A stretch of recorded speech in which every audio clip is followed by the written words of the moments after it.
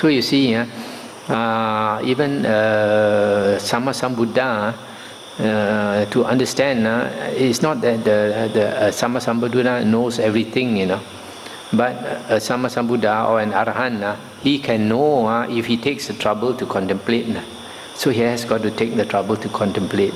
So like the Buddha, his understanding of the dependent origination is much deeper than, remember, Ananda, for the simple reason that the Buddha used his psychic power to see how beings die and pass away, how dependent origination works through many lifetimes. So because he could see it clearly, contemplating the past, contemplating the present, contemplating the future, and he understood thoroughly. But it took him 12 hours. Whereas Ananda would only understand superficially what is around. He could see, remember Ananda, but I remember Ananda did not have the psychic power to see the past, the present, and the future. So he couldn't have understood so deeply. And then the Buddha said, Ananda, when one dwells contemplating gratification in things that can be clung to, craving increases. With craving as condition, clinging comes to be. With clinging as condition, etc., etc. Such is the origin of this whole mass of suffering. Suppose, Ananda, there was a great tree, and all its roots going downwards and across would send the sap upwards. Sustained by that sap, nourished by it, that great tree would stand for a very long time.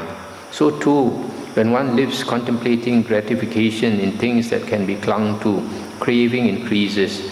And when craving increases, then clinging, when craving, with craving as condition, clinging comes to be, etc. Such is the origin of this whole mass of suffering.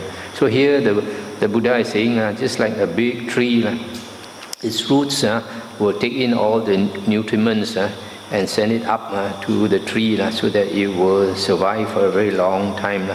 So in the same way, we are fed, we continue to survive in this round of rebirths because of our nutriment of greed, hatred, and delusion. As long as we have greed, hatred, and delusion, this will sustain us in the round of rebirths. When Ananda, one dwells contemplating danger in things that can be clung to, craving ceases.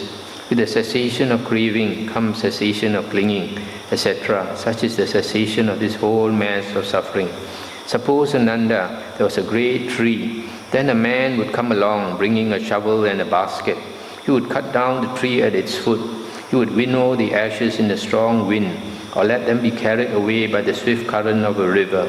Thus, that great tree would be cut off at the root, made like a palm stump, obliterated so that it is no more subject to future arising. So too, Ananda, when one dwells contemplating danger in things that can be clung to, craving ceases. With the cessation of craving comes cessation of clinging. With the cessation of clinging, cessation of being, and then cessation of birth, aging and death, sorrow, lamentation, pain, displeasure and despair. Such is the cessation of this whole mass of suffering. That's the end of the sutta. So in the same way, the Buddha says, if we understand these 12 links, then we have cut off this ignorance. And when we have cut off this ignorance, then the whole chain slowly will break up from ignorance. Then this volition ceases, and then consciousness ceases, etc. So that's the way to end. So for us to do that, we got to cut ignorance. We have to understand the Dhamma, and then we practice to cut off greed, hatred, and delusion. So I'll stop here for tonight. This sutta that I just read is often quoted, where Venerable Ananda says, dependent origination to him is so clear, but the Buddha says, not so.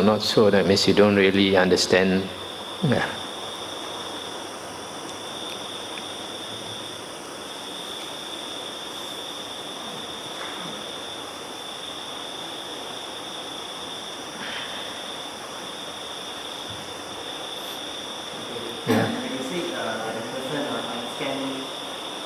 Take the 5 precepts,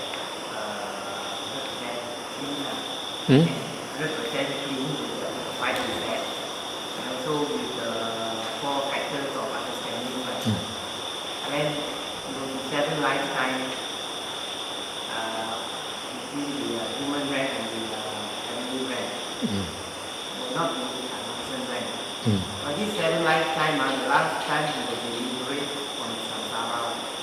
So when he liberates, that means he has to come back to the human rank. It is not stated clearly, this Sotapanna, how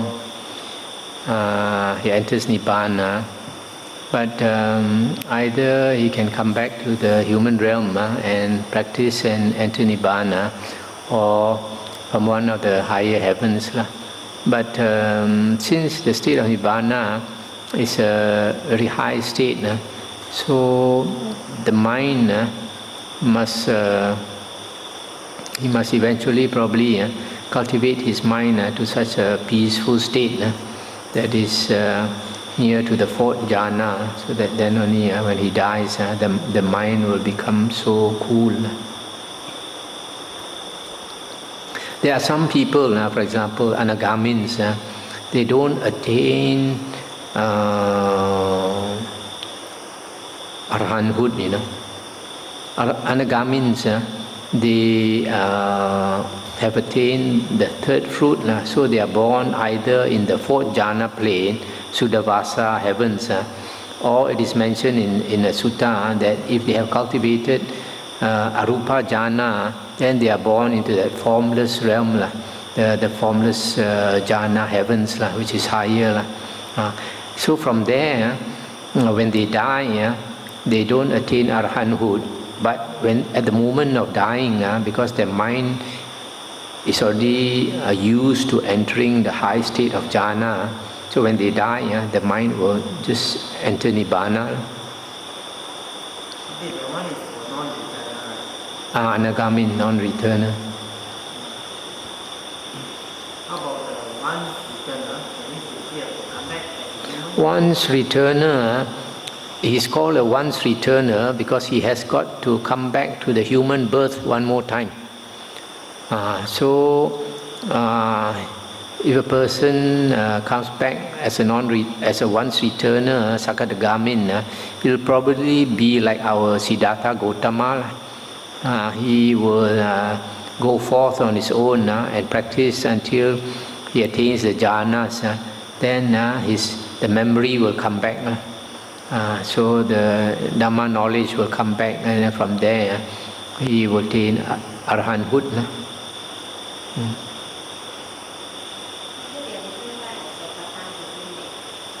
Yeah, different types of Sotapanna. Some take 7 lifetimes, some take less.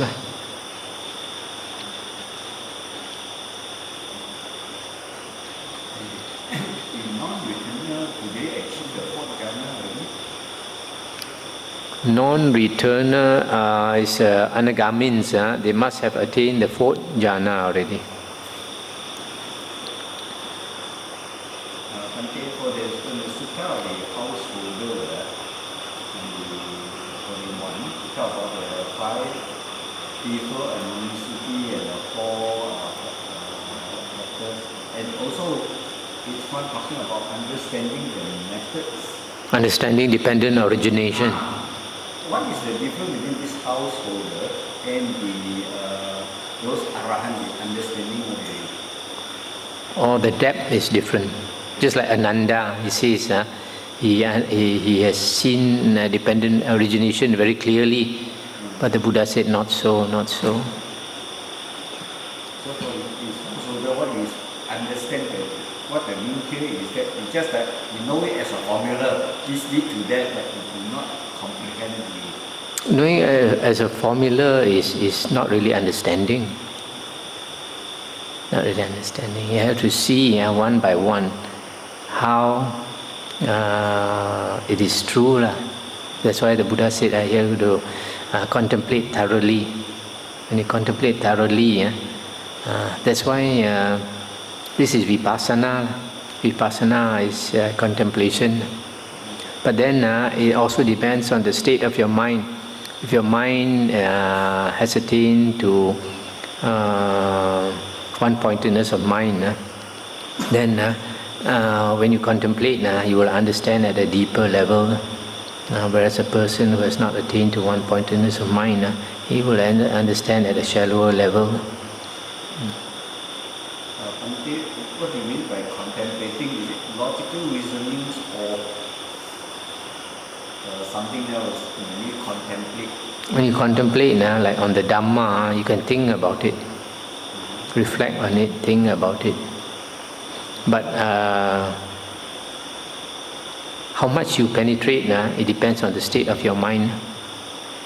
Just like, for example, you ask a few people to contemplate, say, like a solution to an economic problem. Simple thing, solution to an economic problem. Different people will come up with different answers depending on their wisdom or their intelligence. So in the same way, different people contemplate the Dhamma. Their understanding depends on the depth of their mind, how much wisdom they have.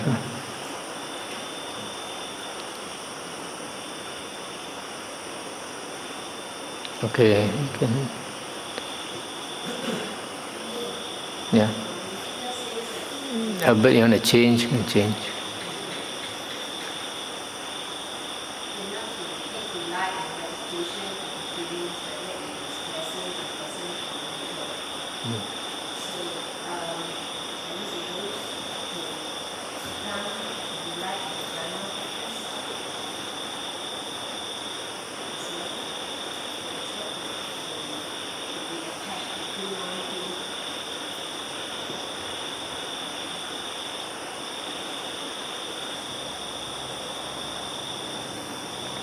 You were saying that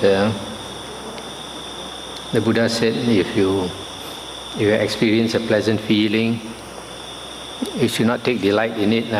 If you experience a painful feeling or so, you don't take delight in it. So we're not supposed to take delight in jhana, meditative bliss. There is a sutta in the Majjhima Nikaya, which says that when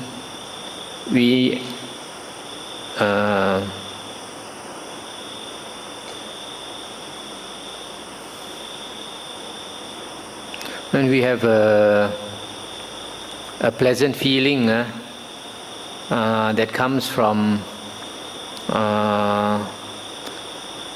the normal worldly enjoyment, that means from seeing, hearing, smelling, taste and touch, there is a tendency to crave for it, to cling to it, but not with jhana.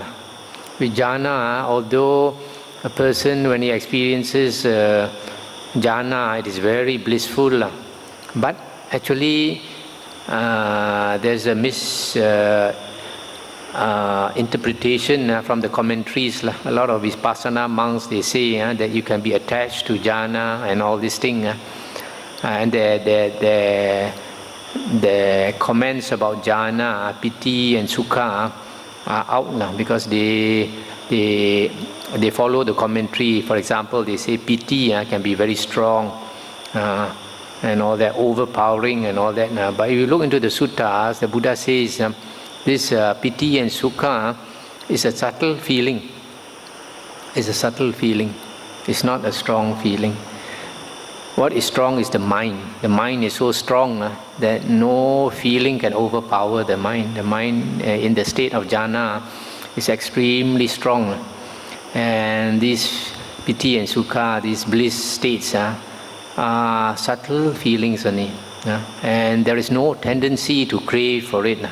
In the sutta is mentioned, in the states of meditative absorption, there is no tendency to crave for the meditative bliss. So wrong opinions, wrong concepts, wrong views